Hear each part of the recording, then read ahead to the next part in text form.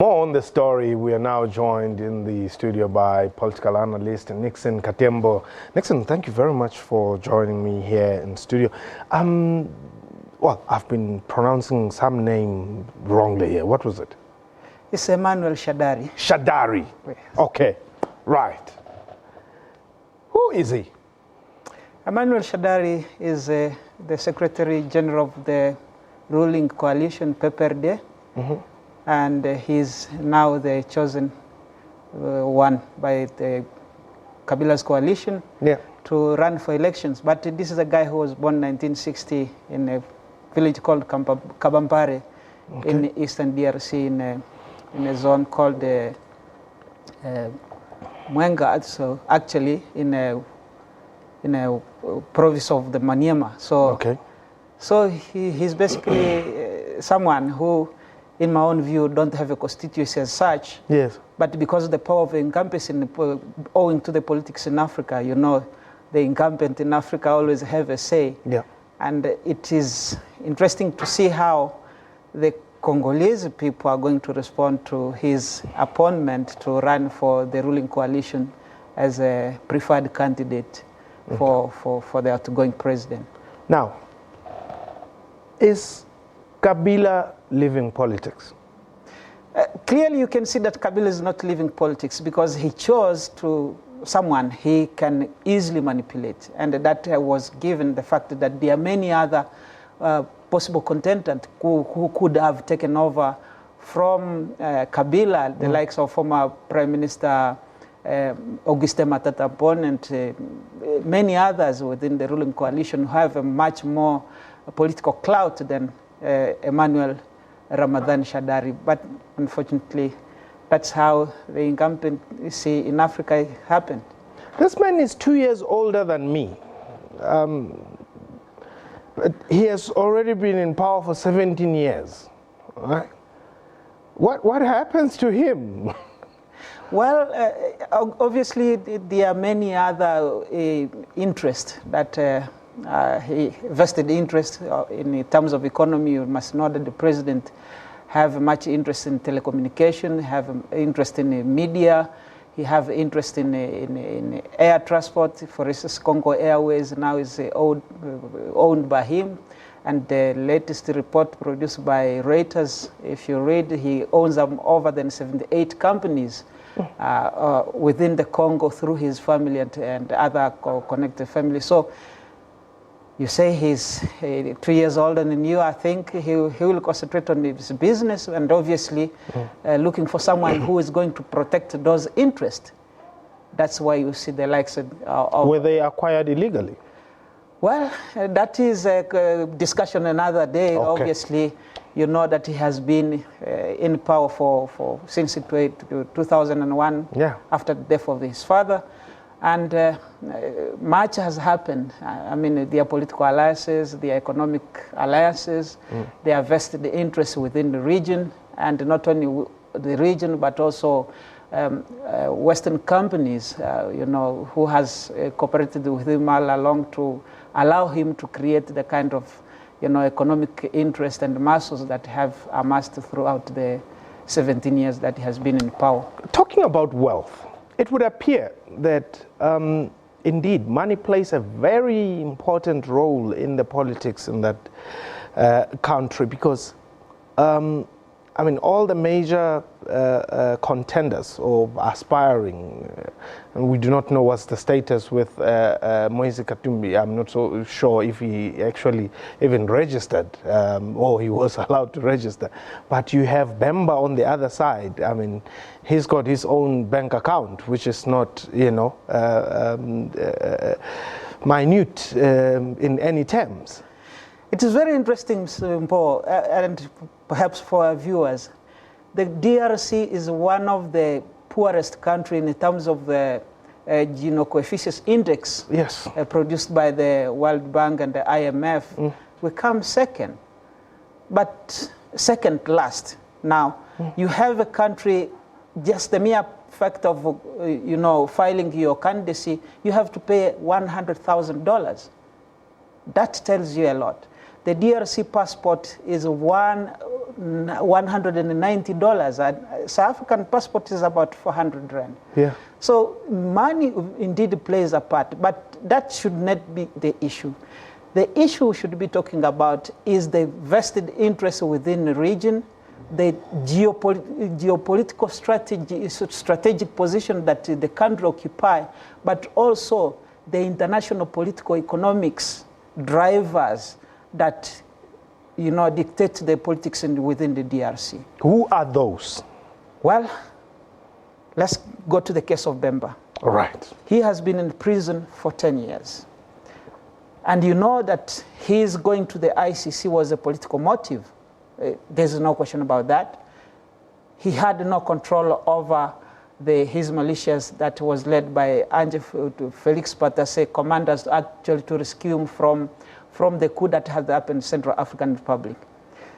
They decide to take him to the ICC, and the very same people say, well, there seems to be operating justice to be served towards him, but actually on 25th of May this year, the former Assistant Secretary for African Affairs, Herman Cohen, wrote to the ICC to say, no, we believe Bemba have served his term in prison and he have a role to play in the political trajectory of the country. Therefore, the ICC should release him. He was released in June. Immediately after that wrote. Now there are behind the scenes political negotiations at play that, you know, after his release, he went to Brussels, have discussions there with, you know, diplomatic discussions and in France, and from there he went to the DRC, paused for his candidature, then afterwards he went back again to Brussels. Yes. What does that tell you? Where? The same with Moise Katumbi. He's here in South Africa. Call on President Ramaphosa to meet with him and help the discussion, you know, for his return, and went to Brussels again, go back here in South Africa, and he attempt to, you know, there are so many vested interests. Now, if you look at the current chosen in the name of Emmanuel Shadary, this is a person who is come from a village called Salamabila. Now, Salamabila is actually currently under the control of Banro, and Banro is a multinational mining companies that control the area in terms of the exploitation of tin and coltan and so on. Now, how do you explain, you know, this vested interest of multinational corporation, Western powers? And we have to make it clear that the Congo have never been free since independence, because you understand that, you know, the CIA got involved in the killing of Lumumba, and the recent declassified information attests to that. It's not my own discussion that I'm making in this interview, but rather open information that have been classified from the U.S. Central Investigation Intelligence Office.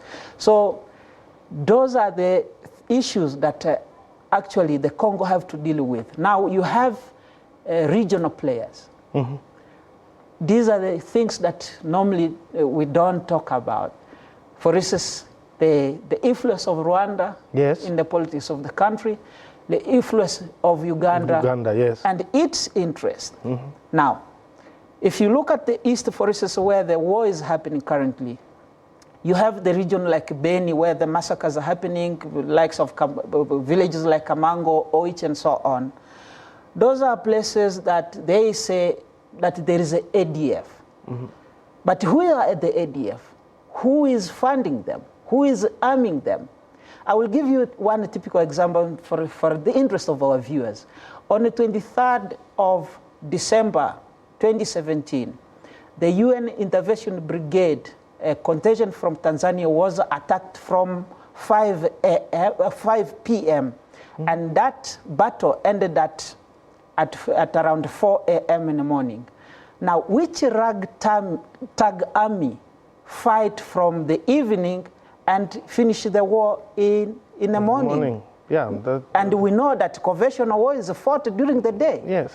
But I will tell you, Mbo, and for the sake of our viewers, that we have only 2 armies in the region which have a night vision equipment. Yeah. That is Rwanda and Uganda. And all these are trained by AFRICOM agent, CIA agent. Now, currently, Rwanda has about 400 US officers training the Rwandan military and providing with the necessary logistics and so on. If you go to Uganda, you'll have the likes of Entebbe airport. There are 2 airports, yes. The new one and the old one. The old one is currently occupied by the military, the US servicemen, using that as a launching pad for their interest in the region. So all that play into how the war happened in the DRC and how the politics happened in the DRC. Because you have to understand that Eastern Congo is effectively economically controlled by Rwanda and Uganda for their own economic interest. Very quickly, South Africa, what is its role and its interest? South Africa's role is a very interesting one because on the other hand it plays a building role, and on the other hand it have a vested interest in terms of investment in the economy. If you go to the DRC, you will find many South African companies yes. Doing business there in mining, yes. in telecommunication. Vodacom is one of them.